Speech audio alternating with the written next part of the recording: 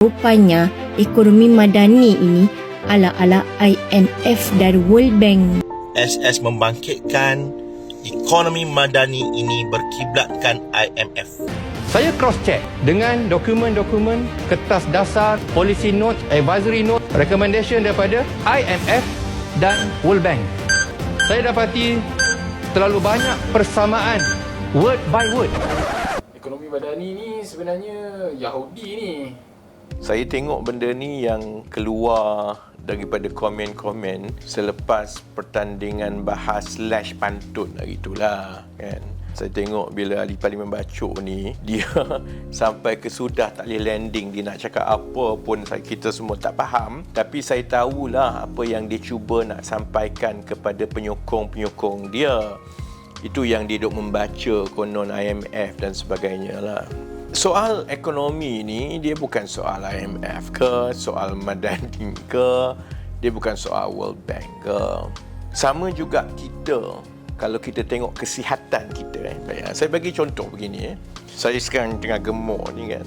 Kita ada, kalau orang yang pakai Apple Watch, kita tengok, orang kata indikator kita. Kita tengok berapa banyak kalori satu hari kita bakar, exercise kita berapa lama kita berdiri setiap hari, cardio fitness kita berapa kan. Jadi ini adalah petanda ataupun indikator standard satu alam. Jadi IMF pun pakai indikator ni.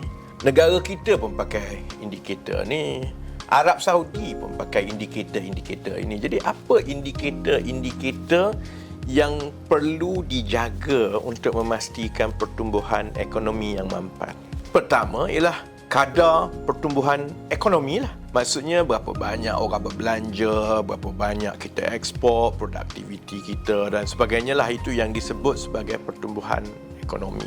Kedua, dilihat kepada kadar keberhutangan kerajaan. Berapa banyak kerajaan berhutang dan bila dibandingkan dengan pendapatan dan hasil kutipan kerajaan setiap tahun, sama ada hasil kutipan itu mampu untuk menampung tanggungan hutang, baik untuk bayaran faedah tiap-tiap tahun ataupun nak bayar bullet payment principal tu. Nanti hutang principal nak kena bayar juga. Jadi itu selalu disebut sebagai kedudukan fiskal. Kalau orang duk sebut fiskal ni maknanya ialah kedudukan kewangan kerajaan. Kemudian kita juga lihat kepada petunjuk-petunjuk yang bersifat sosioekonomi. Contohnya kadar kemiskinan. Dia tak guna ada negara yang pertumbuhan cukup baik, cukup kaya, tapi yang kaya 100 orang, 10 juta yang lain semua miskin. Yang atas kaya, yang bawah tu. Yang ini yang disebut sebagai, kita tengok kadar kemiskinan, kita tengok apa yang disebut Gini coefficient untuk melihat kesenjangan pendapatan. Kemudian kita lihat pula soal gaji, tangga gaji. Sama jugalah, tak guna ekonomi maju hebat semua, tapi bos saja gaji besar, yang kat bawah tu gaji semua rendah. Sama macam saya sebut tadi, untuk kesihatan kita sendiri, kita ukur blood pressure kita ukur kandungan gula, kita tengok cardio fitness kita. Ekonomi pun ada begitu. Untuk kesihatan kita, adakah hanya kerana Mak Saleh ataupun orang dekat New York ataupun orang kat London menetapkan bahawa untuk sihat, tekanan darah ni yang dekat atas banyak ni, yang kat bawah banyak ni. Kalau tekanan darah kita 180 tak sihat, 130 okey. Untuk orang normal, bagi umur sekian, cardio fitness kita kena angka macam ini. Itu semua angka yang standard. Samalah juga dengan ekonomi. Memang standardnya ialah indikator-indikator perlu berada dalam lingkungan tertentu untuk memastikan ekonomi kita itu sihat, pertumbuhannya mampan dan sustainable dan sebagainya. Jadi, hanya kerana petunjuk-petunjuk ini diguna pakai di seluruh dunia, IMF pun pakai yang itu, World Bank pun pakai yang itu, kita pun pakai yang itu, tiba-tiba geng-geng PAS dengan PN ni kata ini semua agenda Yahudi. Baik, saya tanya apa sebenarnya prinsip asas dalam ekonomi madani? Pertama ialah untuk kita lonjakkan kandungan nilai dalam ekonomi kita supaya kita mula menjana hasil yang lebih tinggi daripada yang sebelum-sebelumnya. Untuk lonjak nilai, maksudnya kita kena buat aktiviti dan industri yang bernilai tinggi, pelaburan besar-besar. Tak boleh dah nak pasang-pasang benda plastik kecil ni. Kena buat chip. Kalau buat chip tu pun tak boleh nak pasang saja. Kita kena design chip tu. Sama juga kalau saya selalu sebut tentang peralihan tenaga. Tak boleh dah nak pakai arang batu ke apa. Kita kena cuba pakai, selain daripada solar, kita kena bangunkan hidrogen contohnya. Ini semua yang bernilai tinggi kerana kita tahu bila bernilai tinggi, itu akan menghasilkan peluang pekerjaan yang baik dan orang akan dapat gaji yang lebih tinggi, pertumbuhan ekonomi negara pun tinggi. Kita kata macam itu, IMF pun akan cakap macam itu, Singapura pun akan cakap macam itu, Arab Saudi pun cakap macam itu, Iran pun cakap macam itu. Sebab itu bukan soal IMF ke, soal Malaysia ke, soal Madani. Itu benda yang common sense, logik, masuk akal. Untuk mengkayakan negara, kita kena ada aktiviti-aktiviti yang bernilai tinggi. Satu lagi prinsip Madani ialah supaya kita memastikan pertumbuhan ekonomi itu, hasil dan limpahannya itu dikongsi dengan seberapa ramai rakyat.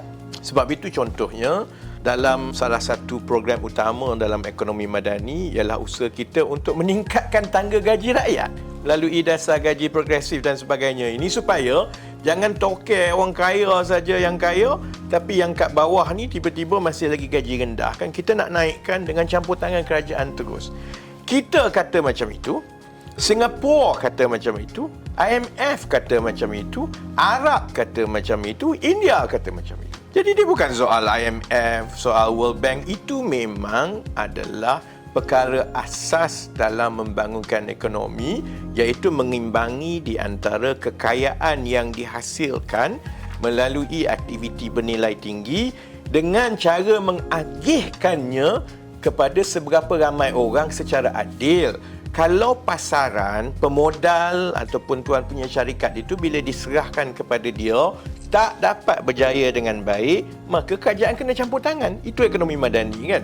Dah kalau macam itu, di negara lain pun buat macam itu. Hanya kerana perkara itu adalah perkara yang diterima pakai di seluruh dunia dan perkara itu kena secara moralnya kukuh dari segi teori ekonominya. Sudah tentu pun IMF pun setuju, World Bank pun setuju, Bank Negara pun setuju, pakar ekonomi yang lain pun setuju. Jadi sebab itu dia bukan soal perkara ini agenda IMF, World Bank dan sebagainya.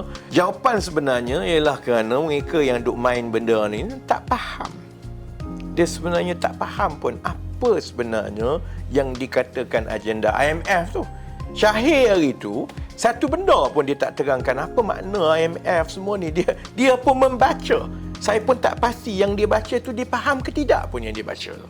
Tapi oleh kerana kita berada dalam masyarakat yang menggalakkan pembodohan, terutamanya dalam benda-benda yang rumit seperti teori ekonomi dan sebagainya ni, lebih mudah untuk kita ambil benda yang tak betul, kemudian diulang-ulang berbanding dengan cuba baca, cuba faham apa maksudnya, apa yang dibuat. Bila perkara-perkara ini diusahakan oleh kerajaan, sepatutnya kita ambil pendekatan yang berlainan lah.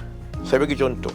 Saya yakin kalau dasar gaji progresif yang diusahakan oleh kerajaan perpaduan ini mencapai sasaran kita untuk menaikkan gaji rakyat dalam tempoh 5-10 tahun akan datang, dia naik secara berkala sehingga menepati sasaran-sasaran ekonomi, Malaysia akan menjadi contoh kebanggaan di seluruh dunia.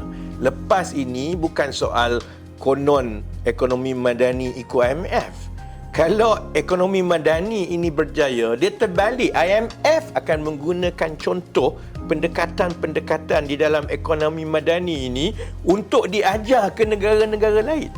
Kerana cabaran yang kita hadapi di Malaysia sekarang ni sama je dengan negara-negara lain. Kalau ikut secara konvensional ekonominya, memang itulah teorinya, tapi banyak negara gagal. Jadi pendekatan yang kita ambil ni sedikit kreatif, sedikit berbeza. Kalau perkara ini berjaya, saya yakin sebenarnya kita akan jadi textbook reference, rujukan oleh negara-negara lain di masa akan datang Kalau negara yang mengalami masalah ekonomi seperti yang pernah dialami oleh Malaysia, contohnya soal gaji, ini cara yang mereka telah buat, ini kaedahnya dan mereka telah berjaya, jadi kamu pun buat benda yang sama. Mereka yang faham tentang konsep ekonomi dan bagaimana pakar-pakar ekonomi saling merujuk kepada pengalaman negara-negara yang berlainan, faham sebenarnya tidak timbul soal IMF, soal World Bank, soal Yahudi. Itu hanyalah bagi saya permainan politik yang murah yang datang daripada orang yang tak faham.